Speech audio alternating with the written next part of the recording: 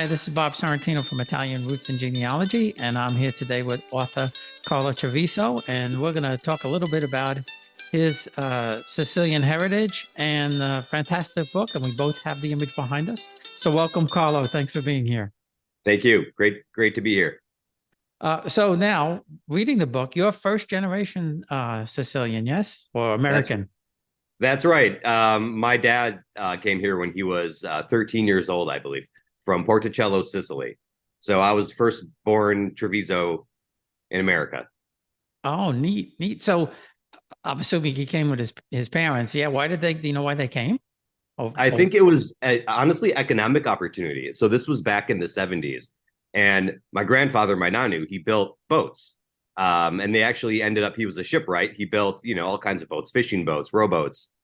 And they actually ended up moving to Milwaukee, Wisconsin, which also is on the water. It's kind of, you could also call it kind of a small fishing village like Porticello.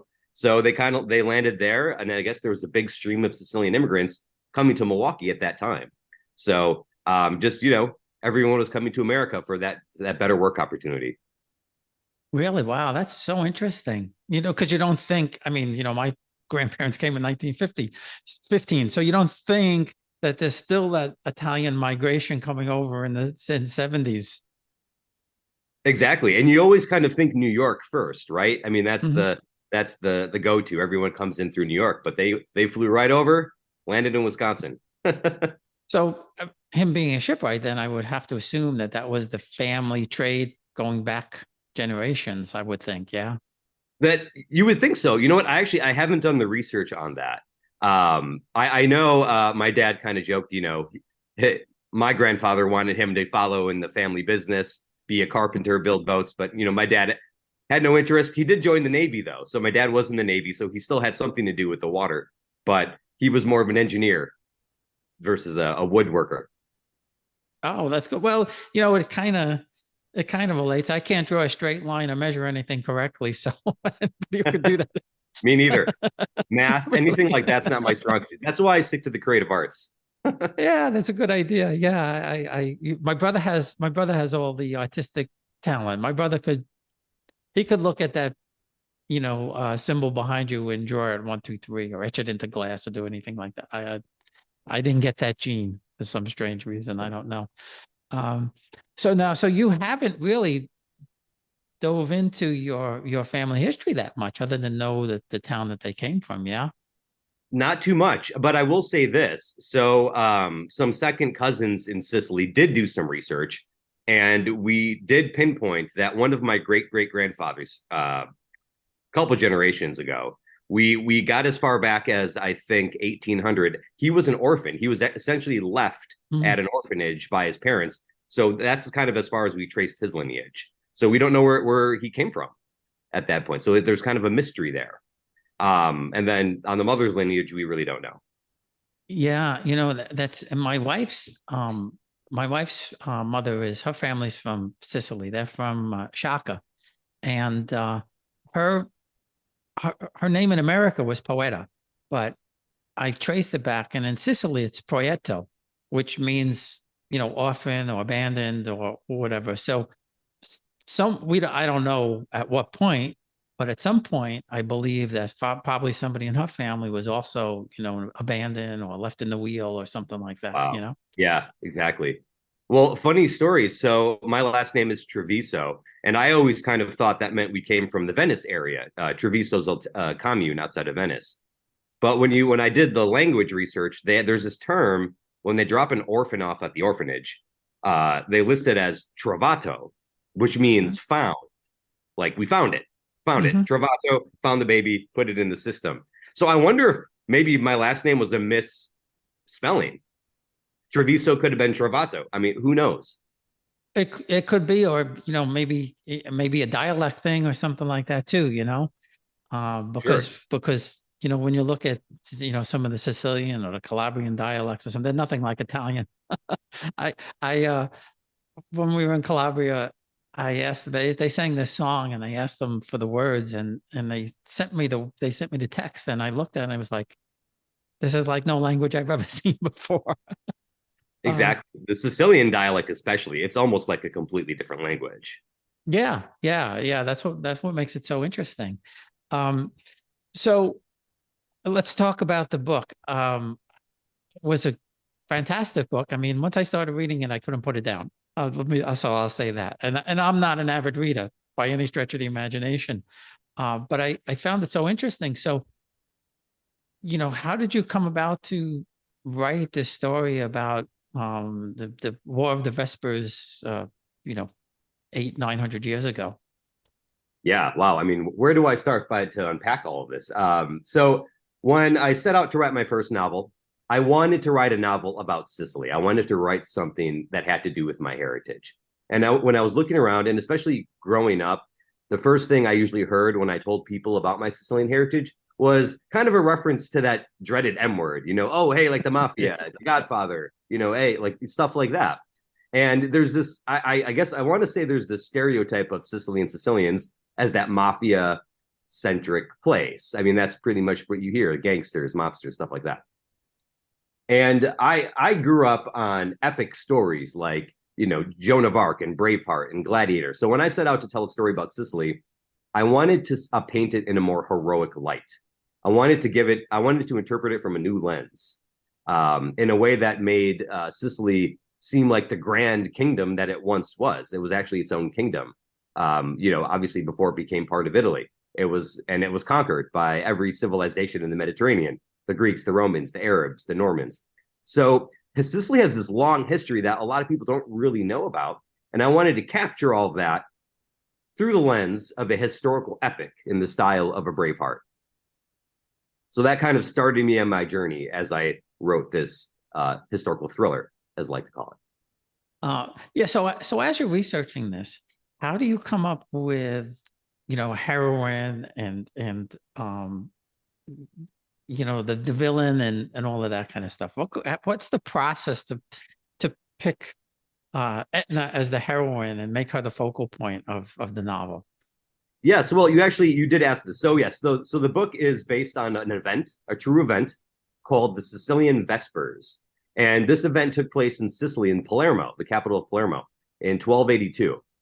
And what happened was, on the night of Easter, the people of Palermo were coming together to celebrate. And the French at that time occupied Sicily, and they were known to be very abusive, a lot of cases of rape and molestation. And what happened was, as the Sicilian people were coming together to celebrate Easter at the Easter Vigil, the French kind of showed up, crashed the party. They started groping the women, bullying the men. And allegedly, as the legend goes, a woman took out her blade. She stabbed a French soldier and she cried, "Morano li Francesi," which means death to the French, or the death to the Angevins. And that sparked this people's uprising in Palermo that eventually spread across the whole island, where the Sicilians essentially slaughtered 3,000 French soldiers, men, women, anybody who spoke French. Siciliana essentially puts the woman at the center of that story. And I gave her a name, Aetna Vesperi, Aetna named after the great volcano, of course. And so I fictionalize the story and give it to this woman named Aetna. And you see her as she goes on her journey, inspiring the people and fighting the French. We'll be right back. Experience Italy like never before, traveling with a scheduled group or create your own bespoke tour with friends with philitaly.com. Pack your bags and follow Phil. That's www.philitaly.co.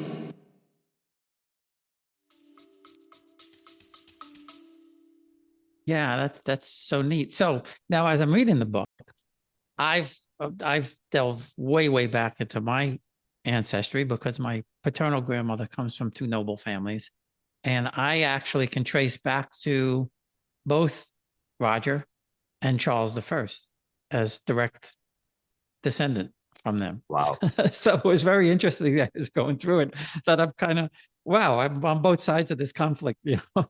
Now, when you say Charles the First, do you mean Ray Carlu, Charles the First of Yes, Sicily, yes, during yeah, the time of the Vespers? Wow, yeah. amazing.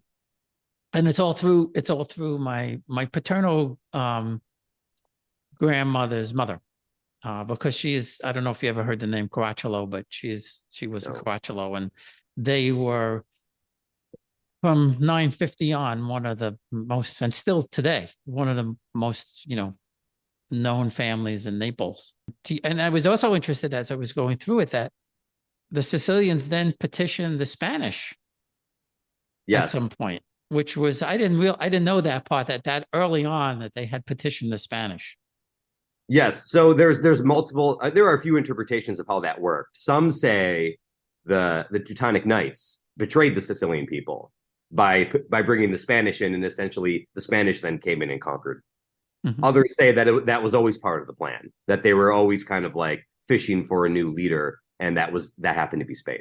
So yes, in my book, I like to I won't give it all away, but I do pick one of those lanes and I go down one of those lanes.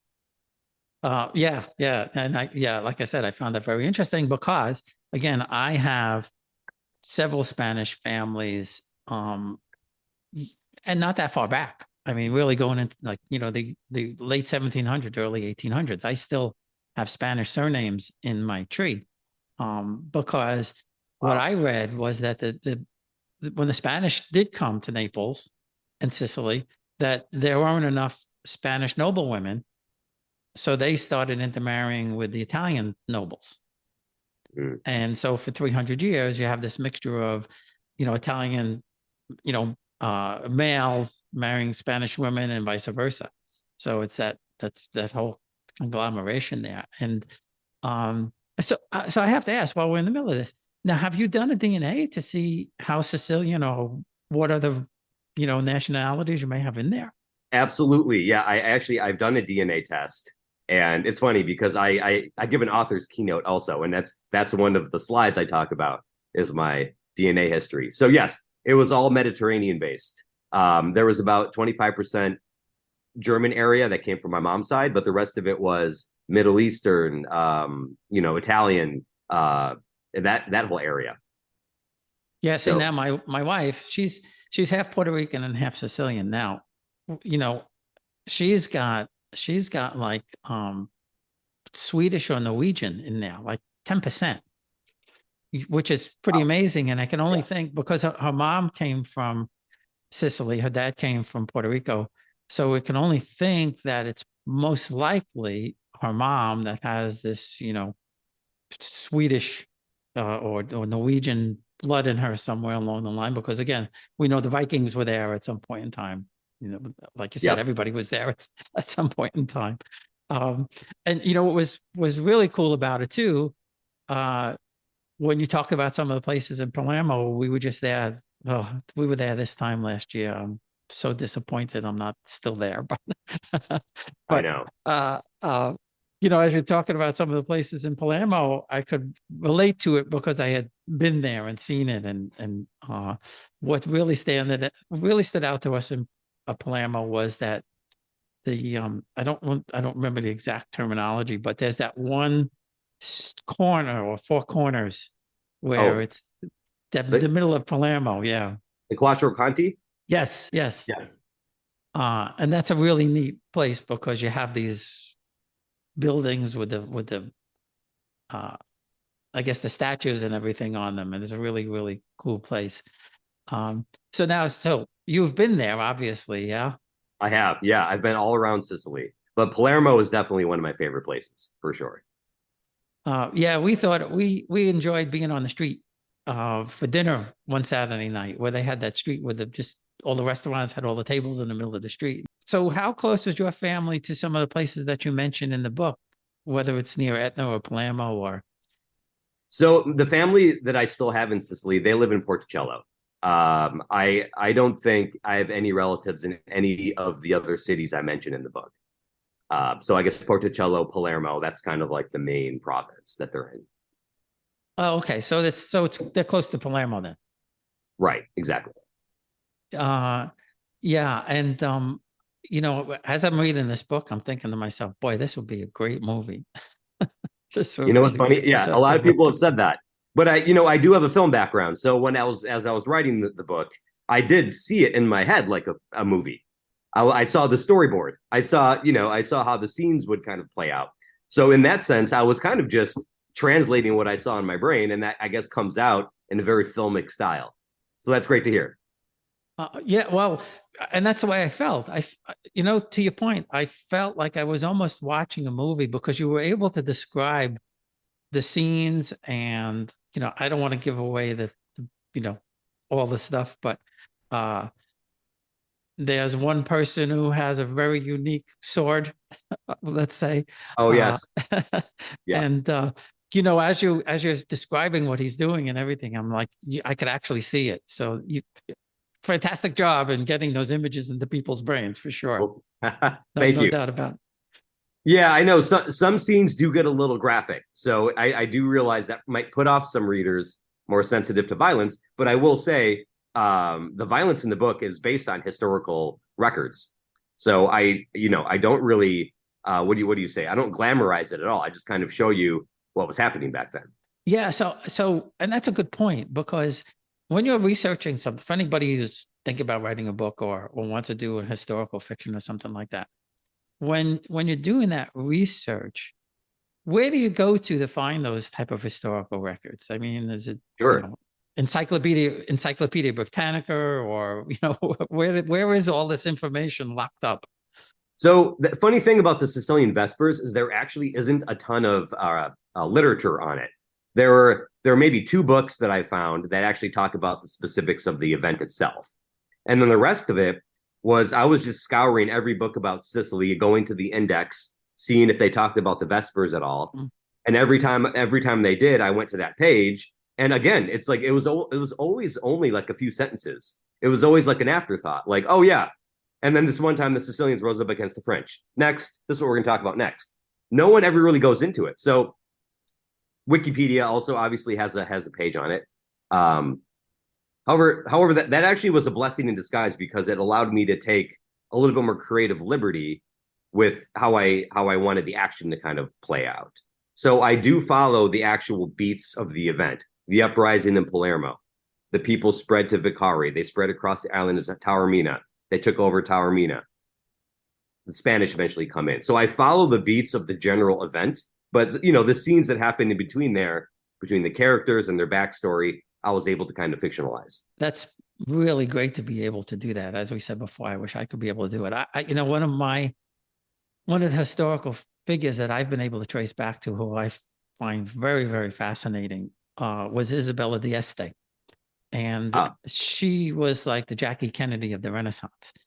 The only place I've ever seen her portrayed was in the Borgia series, and they portrayed her as this crazy lady, but she wasn't. She had a very, very little bit part in there.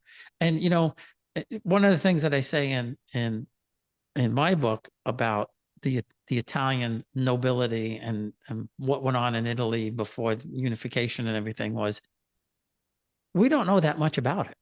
It's not like, you mentioned Braveheart and those things. We know a lot about the Spanish nobility, and a lot about the French nobility, and a lot about the English nobility, but the Italians, there's nothing. Right. And it's sad. It really is sad. Well, like I said earlier, especially Sicily. Italians not much. Sicily, what you get is the Godfather. That's all we have. Yeah, that's right. So, right. So now, do you know of Michael Cavieri? Do you know Michael? I do not. No. Oh, well, I'm going to introduce you to Michael, because Michael, he's Sicilian, and actually, funny thing about Michael, I came across him because he's done two shorts about Sicily, one about his heritage, and now another one about the sulfur mines that he just did. He's an actor. He was in the Karate Kid Part 3, I think, or something like that. Oh, interesting. Okay. And I think he had a little bit of roles and a couple other things he's been in, but Michael's where we are. This whole mafia thing. He refused to sell out to this kind of stuff, and now he's devoting himself to the heritage of Sicily. Good for him. And I'll send you his links too. Nice guy. And the funny thing about it, when I discovered him, I didn't know that we were born in the same town in New York City, Whitestone, Queens. And as we were, talking, actually, I think when I saw his film, I said, "You come from Whitestone. I was born in Whitestone." So weird synergy there, And he started naming places, and I'm like, yeah. I know that. I know that. I know that. But I'll send a little email to him and copy you, because you two guys need to talk. No question Amazing. about it. I appreciate his last name. You said Cavallari, Knight? Cavalieri, yeah. Oh, yeah. Right. So Perfect. he's perfect name, right? Exactly. Um, and like I said, he writes his own stuff, and he's been dedicating himself now to Fantastic. to, Yeah. to the heritage and everything. And I think more and more people need to do that. And that's why I do this, because um, we need to preserve our history. For you, it's a little bit different because you're first generation. For us that are, second, third, fourth, and fifth generation, we're kind of losing all of that. Exactly. You need to carry the flame for sure. Yeah, yeah. So when you did go back, um, did you know of? I guess you knew of your cousins over there, but what was it like when you went and met your Italian cousins? So funny story. I've actually never met my second cousins over in Sicily. Oh, really? They never, yeah, we know they never came. They never came over to America. We never really went back to visit them. We kind of lost touch over the years, and then kind of rekindled as time went on. When I went to Sicily for the first time, it was actually part of a tour.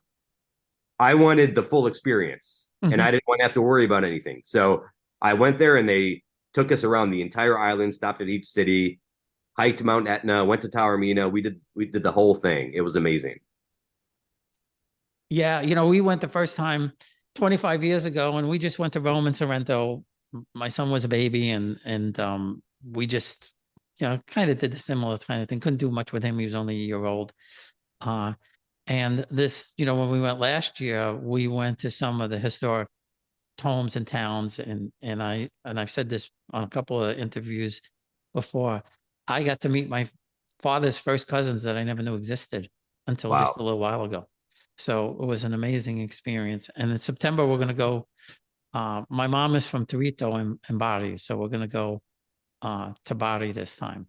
Oh, great. Adriatic side. Is that right? Yeah, yeah, Yeah. yeah. And I also have cousins in Toronto, that Oh, cool. I never knew.